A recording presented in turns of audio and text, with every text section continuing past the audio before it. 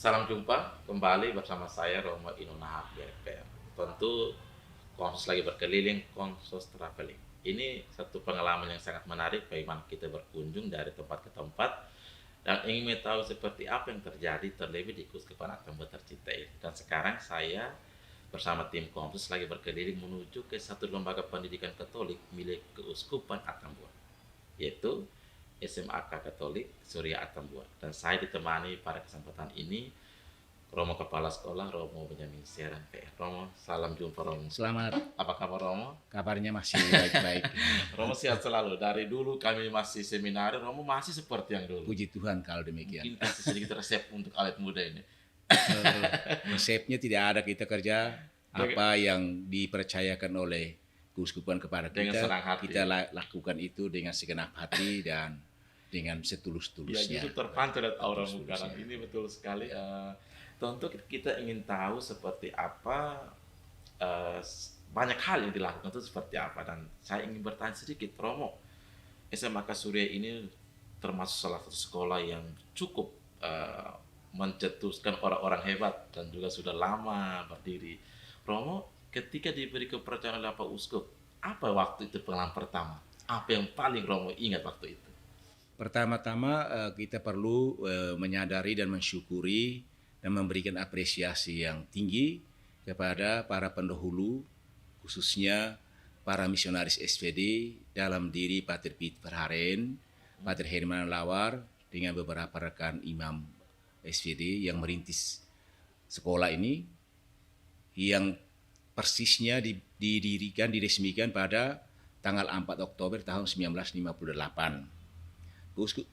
SMA Katolik Surya Atambua ini adalah milik Keuskupan Atambua yang didirikan secara resmi dengan surat dari Yang Mulia almarhum Monsinyur Theodorus Sulama. Sejak saat itu sekolah ini diselenggarakan oleh para pastor misionaris Serikat Sabda Allah dan mereka menjadikan SMA Surya salah satu komunitas SVD, sehingga mereka sungguh-sungguh ada di dalam sekolah ini. Karena itu mereka mengembangkan sekolah ini secara sangat baik dan bernama saat itu. Nah, ketika misionaris SVD sudah merasa bahwa sudah saatnya mereka mengembalikan kepada pihak keuskupan, maka para misionaris menyerahkan kembali lembaga ini kepada pemiliknya, yaitu Keuskupan Atambua, ke tangan Monsinyur almarhum Theodorus Sulama. Berarti Romo sebagai kepala sekolah dari imam proyek pertama di sini. Ya, seperti itu. Setelah diserahkan kepada Yang Mulia Bapak Uskup saat itu, Bapak Uskup mempercayakan sekolah ini kepada bapak-bapak awam. Dan keuskupan baru mengambil alih kembali ketenagaan ini pada tahun 2001 melalui keputusan Yang Mulia Bapak Uskup Emeritus almarhum Monsinyur Antonius Painratu. Nah, pada saat itu beliau menganggap bahwa tenaga-tenaga imam projonya sudah bisa menangani lembaga pendidikan SMA Katolik Surya Atambua. Maka kami ditugaskan bersama dua rekan, satu imam projo Romo Yosef Ukat dengan satu frater top Romo Emmanuel Ki Ikmau yang sekarang sudah menjadi imam, dan sekarang terima kasih kepada Yang Mulia Bapak Uskup sudah memperbantukan lagi di sini. Sejak tahun 2001 kita coba berusaha membangun, menata sekolah ini bersama-sama dengan semua komponen yang ada di sini, dan saya pribadi merasa ditantang untuk coba waktu dengan situasi saat itu ditantang dan digugah untuk coba mengusahakan SMA Katolik Surya Atambua boleh menjadi satu sekolah yang berkualitas di antara semua SMA, paling tidak SMA yang lain, paling tidak di Belu, bahkan di NTT. Ya Romo, saya masih ingat waktu itu kan tahun 2001. Ya 2001 kan Romo waktu dari seminari. Ya, ini benar. kita ke sekolah yang boleh dibilang ini untuk awam-awam. Bagaimana? Apa yang paling waktu Romo ingat sekali? Ketika saya pribadi diminta kesediaan oleh Yang Mulia Bapak Uskup Anton waktu itu, saya menolak. Kenapa? Karena alasannya karena situasi di seminari, mulai dari kami sendiri menjadi siswa seminari sampai menjadi guru di sana, frater praktik di sana, frater top di sana, sama menjadi guru dan kepala sekolah, situasinya sangat berbeda. Iya, sangat Yang berbeda. paling kentara adalah kita ini homogen. Lalu yang kedua, aturan dan prinsip-prinsip pendidikan seminar itu sudah baku. Kita hanya formatnya sudah ada, malnya sudah ada. Tinggal hanya kita bagaimana meramu semua itu. Sedangkan SMA Surya dengan manusia yang beraneka ragam, bervariasi, dari berbagai lapisan dan dengan latar belakang yang sangat berbeda, bahkan ada perbedaan bukan hanya suku, ras, tapi juga agama. Dengan segala macam situasi seperti itu, saya merasa sangat berat. Apalagi situasi saat itu SMA Surya, banyak dari umat Uskup Atambua dan masyarakat tahu saat itu seperti apa. Sangat menantang Maka waktu itu. iya, kami pribadi merasa sangat tidak mampu dan tidak pantas untuk menerima dan melaksanakan tugas itu. Tapi karena ketaatan, Akhirnya karena urapan bisa Ingamat, mengabdi di sini. dengan ikhlas dan tulus menerima tugas itu dan berupaya sedapat mungkin sejauh kemampuan yang kami miliki untuk lakukan itu. Dan puji Tuhan sampai saat ini situasi dan kondisi keadaan Tentu sangat SMA bagus. Katolik Cilatubas seperti ini, tentu masyarakat yang menilai, banyak orang yang menilai seperti apa SMA Surya Romo, saat saya ini. itu kagum sekali ketika tadi pagi saya sempat datang dari awal itu ada anak-anak tuh begitu disiplin, ada yang mencatat terus masuk ke dalam tuh sangat tenang. Sebenarnya apa yang Romo ingin mau bawa atau ingin mau hadirkan di SMA Surya dengan pola yang begitu rapi dan menurut saya sangat luar biasa. Kita mengusahakan bahwa semua yang ada di sekolah ini, baik dari gurunya, pegawainya, terlebih para siswa, para peserta didik ini, kita usahakan agar mereka tamat dan besok lusa menjadi manusia yang sukses. Salah satu kunci kesuksesan yang menjamin manusia untuk sampai tingkat itu adalah disiplin. Disiplin ini sangat penting, entah disiplin waktu, disiplin dalam hidup, disiplin dalam melaksanakan tugas, disiplin dalam mengambil keputusan. Oleh karena itu, kepada anak-anak kita coba kembangkan bagaimana pentingnya disiplin, tertib diri, tertib waktu, tertib bekerja, tertib belajar, tertib dalam membawa diri, sehingga akhirnya dia bisa menjadi seorang yang sukses dan bisa menjadi orang yang mampu bertahan dalam situasi penuh tantangan. Karena itu kita coba mulai dengan disiplin waktu, dan untuk menjadi siswa yang sukses satu-satunya jalan yang sangat menentukan selain bantuan dari pihak eksternal itu sisanya sendiri. Dia mesti belajar, dan untuk belajar yang menunjang dia sukses ditentukan oleh pertama faktor kemauan, readiness, faktor cita-cita, mimpi, dan faktor motivasi. Ini faktor internal yang menentukan seorang siswa, seorang pribadi itu sukses atau tidak. Baru dibantu dengan faktor eksternal, entah itu gurunya, entah itu sarperasnya, entah itu terlebih situasi lingkungan iklim sekolah itu, dan juga komponen-komponen pendidikan yang lain. Yang paling utama adalah 3 komponen utama, yaitu keluarga, orang tua, sekolah, di dalamnya itu ada banyak komponen di dalam, dan komponen masyarakat. Berarti ini betul-betul sangat kuat. Romo tadi Romo tuh sangat menekankan tentang sebuah disiplin. Sebenarnya apakah ketika diterapkan pola disiplin yang tinggi ada tantangan tidak waktu itu dan sampai sekarang? Setiap hal yang baik Pasti dan ada. yang berbobot berkualitas biasanya diuji dalam situasi ibarat emas itu diuji dalam tanur api yang panasnya cukup tinggi derajatnya. Karena itu tidak pernah sesuatu yang baik kita peroleh raih dengan hanya bersukaria dan santai. Nah, yang kita dapat dengan murah dan mudah dan bersukaria itu biasanya namanya barang rombengan. Dan itu kita tidak mau. Sekalipun iya baik.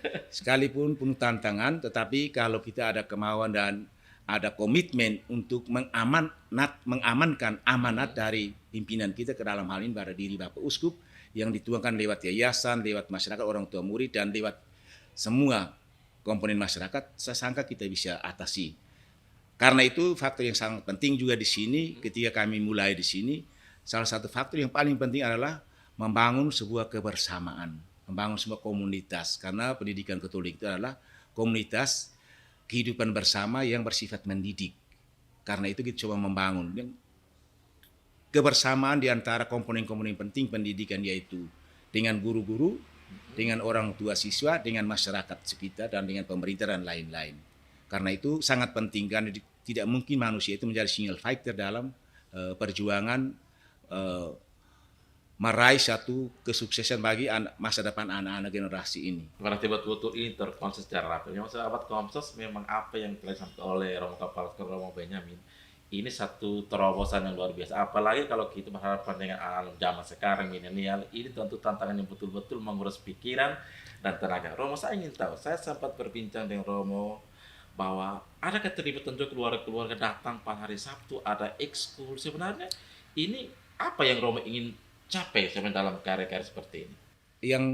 Yang menjadi cita-cita kami adalah membangun juga selain kebersamaan itu, membangun juga dalam diri semua komponen itu, mulai dari orang tua, guru-guru, pegawai, karyawati, juga anak-anak satu rasa memiliki sense of belonging. Karena itu kita berusaha untuk menciptakan berbagai kegiatan yang membangun dan memperkuat rasa memiliki sekolah ini. Kegiatan-kegiatan yang kita lakukan untuk membangun kebersamaan dan rasa memiliki sense of belonging antara lain di antara para siswa. Kita setiap bulannya ada satu kegiatan namanya morning tea. Morning tea itu satu kegiatan di mana pagi-pagi menggantikan apel pagi dan belajar pagi dengan anak-anak bersama wali kelasnya minum bersama. Wah, ini luar biasa, ada minum pagi. Yang disiapkan oleh anak-anak bersama orang tua. Tapi tidak setiap hari, itu 1 bulan sekali. Lalu ada juga kegiatan namanya community welfare. Kita usahakan sekurang-kurangnya 3 bulan sekali, guru-guru dan anak-anak makan bersama. Itu makan bersama di sekolah. 3 bulan sekali?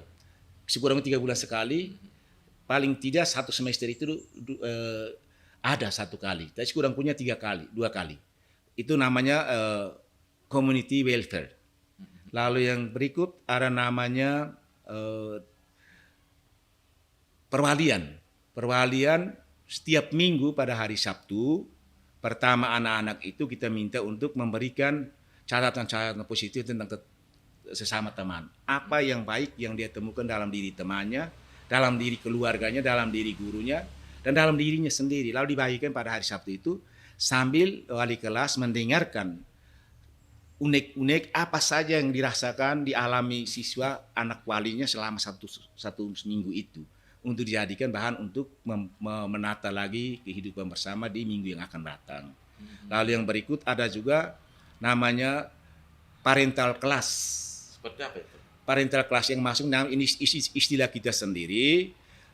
Sekurang-kurangnya dalam waktu 1 semester, sekurang-kurangnya 1 kali kita undang orang tua, bapak mama dari beberapa keluarga untuk datang dari kelas ke kelas, masuk bertemu dengan anak-anak. Itu membawa materi atau memang sharing pengalaman-pengalaman begitu?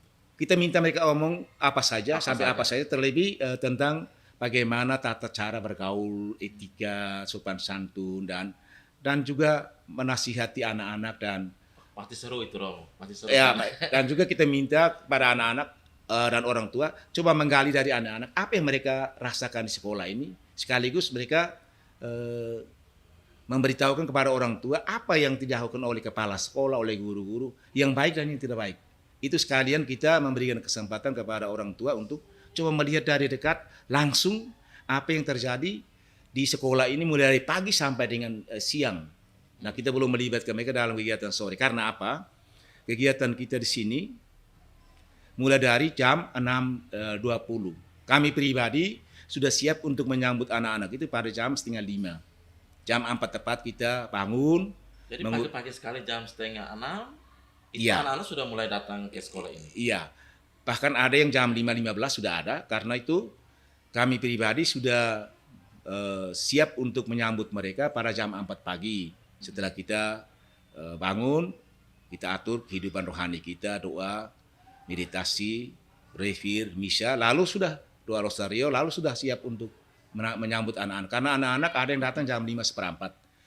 Sebagian besarnya dan seluruhnya sudah ada, itu paling terlambat itu jam 6.20. Iya, memang betul, Romo. Tadi jam saya ingin 6.20. mau katakan tadi bahwa ketika saya tiba di sini malah saya yang terlambat ini. Dari jam sekitar 6:30, ternyata anak-anak semua itu sudah di kelas dan saya buka pintu masuk. Lalu memang betul-betul suasana sangat terang. Ini sahabat Komsos, ini betul-betul SMA Surya itu menciptakan keheningan di pagi hari. Dan kata Romo Kepala Sekolah, justru di pagi hari itu otak kita lebih segar untuk menyerap ilmu. Romo, Sebenarnya Romo tahu ini dari mana? Di metode-metode ini.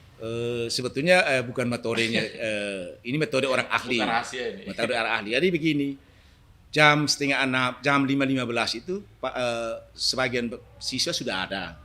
Mengapa kita menerima mereka pada pagi hari dan mengajak mereka untuk datang pagi hari, dan datang bukan untuk menunggu saja kapan jam pelajaran mulai, tidak.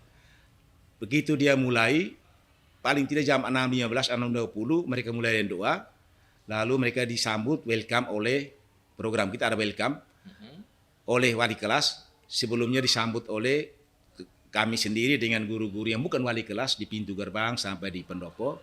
Lalu kita teruskan mereka ke wali kelas. Di sana mereka mulai belajar. Mengapa belajar pagi? Menurut Iya betul. menurut teori belajarnya atau psikologi belajarnya, seseorang itu baru bisa menyimpan sesuatu yang dia dengar, dia baca, dia lihat pada memorinya ketika memorinya, otaknya masih bersih dari segala informasi yang lain, masih kosong. Dan menurut para ahli dan pengalaman kita pribadi, pagi-pagi kita bangun sebelum sibuk dengan segala hal yang lain, otak kita, memori kita masih sangat bersih dan masih sangat siap untuk menerima informasi-informasi yang masuk. Manfaat saat itulah kita manfaatkan, gunakan untuk mengisi ke dalam diri anak-anak khusus memori yang masih kosong dan masih sangat siap untuk menerima informasi baru setelah semalam kosong dengan belajar. Karena saat itu menurut teorinya namanya saat-saat kritis, saat sensitif dari segi psikologi itu, saat di mana anak itu baru mendengar sesuatu, membaca sesuatu, langsung dia membawa menyimpan di memori jangka pendeknya, namanya short term memory. Itulah langkah awal untuk mulai tahu sesuatu pada saat dia belajar. Nah, kita manfaatkan itu. Nah, itu kita beri kesempatan, menyiapkan kesempatan kurang lebih 45 sampai 1 jam. Nah, 1 jam 60 menit itu menurut teorinya cukup untuk dia mengingat sesuatu. Setelah itu istirahat dulu, rileks dulu, lalu baru dia mulai lagi. Ada aktivitas selanjutnya. Tapi Ya. saya ingin tahu, ketika diberi kepercayaan anak-anak punya satu metode yang baru, apa reaksi mereka ketika Romo terapkan? Ini menurut saya ini sesuatu yang langka dan sangat menantang. Reaksi anak-anak seperti apa? Awal-awalnya reaksinya merasa berat, merasa baru, merasa aneh, dan merasa ganjil. Tetapi sesuatu yang seperti awal saya katakan, sesuatu yang baru biasanya tidak serta-merta diterima secara baik, mulus dan dengan baik. Tidak apa-apa, kita mulai saja sambil memberikan dia motivasi dan memberikan dia pembuktian. Ketika dia belajar sungguh-sungguh dengan kita jaga, karena wali kelas jaga, OSIS juga jaga. Nah, ketika dia melakukan ulangan ujian dan dia mendapatkan jawaban yang benar dan dapat nilai yang bagus, dia baru sadar bahwa belajar pagi ketika masih kosong otak memori kita itu ternyata sangat bermanfaat, dan persentase keberhasilannya kita bisa katakan 80-85%. Dan dengan itu dia mulai sadar sendiri bahwa itu baik. Jadi salah satu kegiatan pendidikan itu adalah kita melakukan namanya proses konsientisasi, penyadaran dengan memberikan dia pengalaman-pengalaman, pembiasan-pembiasan, dan ya latihan-latihan. Akhirnya tidak asing, akhirnya tidak biasa. Akhirnya menjadi biasa. Bahkan sekarang mereka katakan itu, dan mereka sudah tuangkan dalam mereka punya buletin, dalam mereka punya namanya school news. Nah, mereka katakan belajar pagi itu budaya, dan budaya khasnya SMA Surya. Wah, ini satu karena itu istilah bagus sekali ini. Bahwa kita selalu bimbing mereka, damping mereka dalam hal itu, karena memang anak-anak muda dan kelompok massa selalu ada saja kecenderungan untuk tidak. Tapi mereka sudah rasa bahwa masuk di kompleks ini, begitu sampai di kelas, dia tidak melakukan kegiatan yang lain kecuali dia mulai buka bukunya, catatannya, dia belajar. Nah, itu kita pelan-pelan membiasakan dia sehingga besok lusa dia tinggalkan sekolah ini, entah dia kuliah lanjut atau bekerja, dia tidak berhenti untuk coba belajar, membaca dan membaca. Justru ini menjadi satu tradisi yang baik, dan sahabat kompleks yang betul-betul kedisiplinan, juga program-program hal-hal baru yang diterapkan di sekolah ini ternyata sangat memberi motivasi kepada anak-anak didik. Dan kata Romin tadi katakan bahwa memang tidak ada yang mulus. Memang kalau emas, kalau mau yang murni harus dalam tanur api. Juga mungkin tantangan kesulitan itu dialami dalam hal-hal yang baru, tapi Romo tetap punya satu komitmen. Romo ingin saya tahu dulu, kurang lebih sudah mengabdi beberapa belas tahun ini, Romo, apa yang Romo melihat satu kemajuan yang dialami oleh lembaga pendidikan ini? kalau saya tidak puji diri bahwa lembaga kita dinilai oleh pihak luar, bahkan yang bukan dari NTT dan bukan beragama sama dengan kita, sudah memberikan kita penghargaan. Penghargaan yang terakhir sekali yang kita dapatkan dari satu lembaga namanya lembaga pemberian penghargaan kepada sekolah-sekolah yang baik, itu memberikan kita penghargaan sebagai sekolah terfavorit di Indonesia. Terfavorit di Indonesia. Salah satu saat itu pada tanggal 6 Oktober 2023 yang lalu kita menerimanya itu, dan pihak kami kita sudah bawa. Nah, itu penghargaan yang kesekian kali, kita cuma dapat 5 kali penghargaan dari pihak luar. Terus banyak piala-piala Roma ada terpancang di belakang saya ini. Jadi apa sebenarnya ini? Entahlah seperti apa, tetapi sekurang-kurangnya kita menjadi sekolah favorit, baik di tingkat diberi predikat sekolah favorit, baik di tingkat provinsi maupun di tingkat nasional. Karena itu kami serahkan untuk masyarakat, termasuk sahabat Komsos yang menilai apa yang sudah kami raih bersama semua komponen ini dengan teman-teman guru, dukungan yayasan tentu, dengan dukungan dari Bapak Uskup dan dari semua komponen orang tua siswa, komite. Nah, sekolah kita sampai sekarang sudah 4 kali diakreditasi dan selalu mendapat predikat A unggul. Sudah 4 kali diakreditasi dan selalu A unggul. A unggul. Iya, selalu A unggul. Ini berarti satu prestasi yang luar biasa, dan justru di tangan dingin Romo Benyamin Serad ini justru ada hal-hal baru yang tercatat indah di sekolah ini.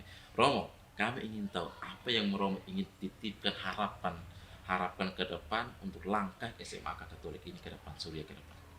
Harapan kami pribadi, siapa saja yang dipercaya oleh Yang Mulia Bapak Uskup, kiranya menjaga lembaga ini sebagai satu aset mulia dari pihak keuskupan untuk mengkaderkan kader-kader penerus bangsa ini, di gereja ini, dan menyiapkan pemimpin-pemimpin masa depan. Karena mereka yang ada di sini bukan hanya yang berasal dari agama Katolik, bukan hanya yang berasal dari Kabupaten Belu, bukan hanya yang berasal dari Keuskupan Atambua, tapi siswa kita yang sekarang ini menempati posisi 1287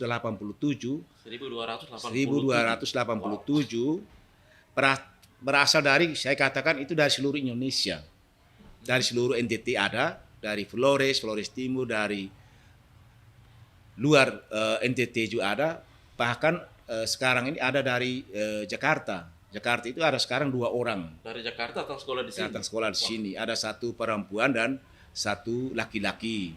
Dan juga dari Jawa Timur, dari Mojokerto, kalau saja mau Jawa Timur, Jawa Tengah, sekolah di sini. Kalau dari kabupaten-kabupaten di wilayah timur sampai dengan Rotendao itu sudah biasa. Karena itu harapan kami kiranya dijaga, dipertahankan, teristimewa, menjaga kepercayaan masyarakat, bukan hanya di Keuskupan Atambua, tapi Keuskupan Agung Kupang dan keuskupan lain, sehingga kita menjadi lembaga keuskupan yang menyiapkan kader-kader generasi muda penerus bangsa ini, perjuangan bangsa ini dan gereja, tidak hanya untuk Keuskupan Atambua, juga untuk keuskupan yang lain. Mungkin ini jasa yang bisa kita berikan kepada masyarakat umat di keuskupan lain melalui SMA Surya.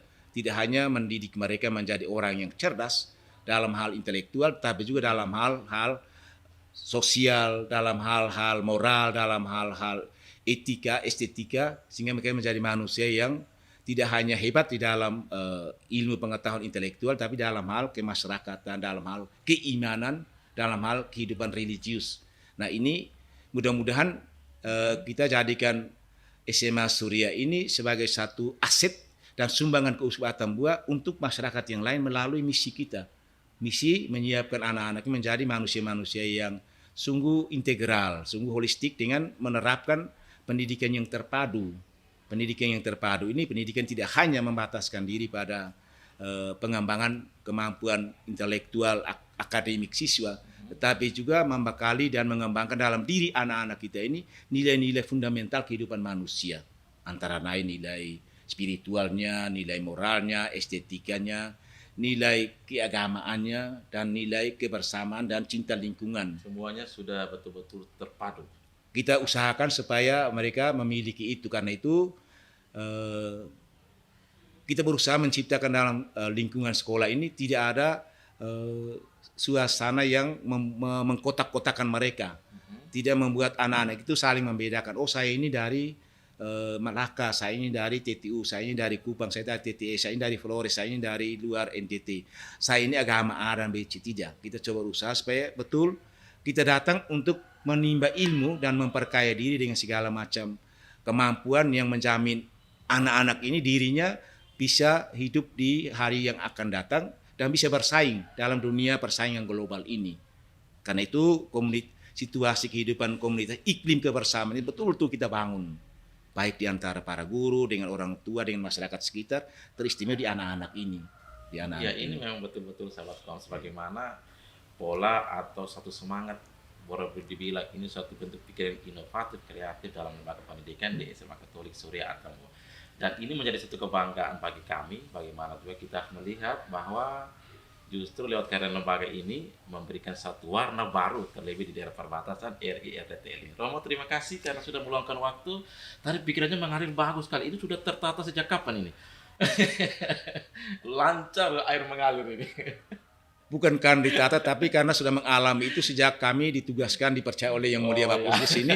Dan itu kami dari pagi jam 4 sampai dengan paling kurang jam 6 baru kami tutup pintu. Iya, ini menguasai rata-rata lurus ini. Tidak ada. Karena anak-anak ini tidak pernah kosong untuk datang melakukan kegiatan apa saja di sekolah. Karena betul, Romo sangat tahu situasi. Ya, karena itu sangat berat bagi saya kalau harus meninggalkan sekolah tanpa ada teman-teman guru yang ada di sini untuk menerima dan mendampingi dan memastikan bahwa anak-anak itu aman ada di sini dan aman pula tiba di rumah orang tuanya. Ini untuk saya satu hal yang kemana saya pergi, saya selalu membawa bahan ini. Apakah ada teman-teman guru yang bisa hadir dan menemani anak-anak yang berkegiatan di sekolah, sehingga anak-anak itu dipercaya ke orang tua, dihantar oleh orang tuanya di dalam kota ke sekolah dalam keadaan aman dan mereka tenang.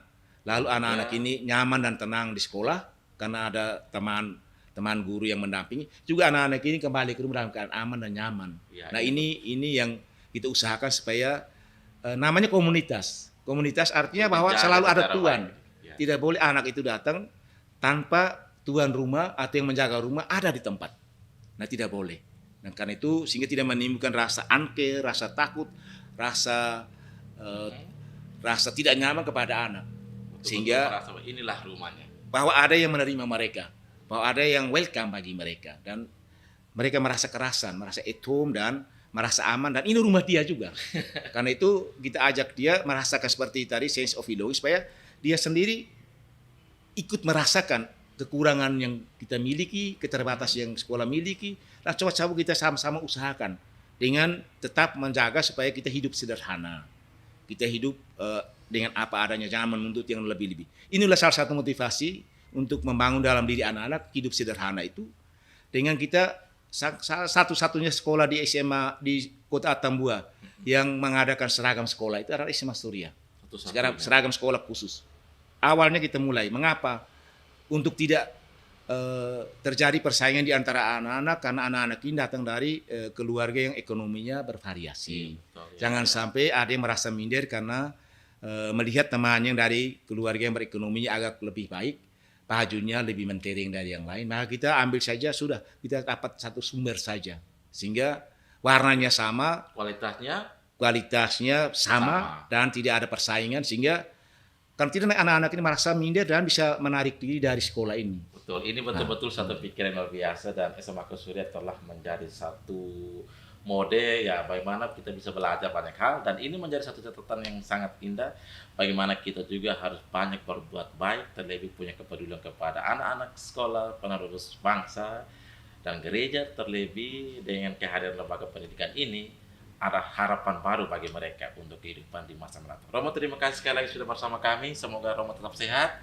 Kami doakan dan sahabat Komsos kita akhiri jumpa kita pada kesempatan ini dan senang sekali bisa bercerita, bersambung hati, bersambung rasa bersama Romo Kepala Sekolah, Romo Benyamin Seran PR. Semoga SMA Kasvil tetap bersinar dan tetap menjadi berkat bagi banyak orang. Tuhan memberkati. Terima kasih banyak. Terima kasih Romo. Terima kasih Terima banyak. kasih Ya. Romo.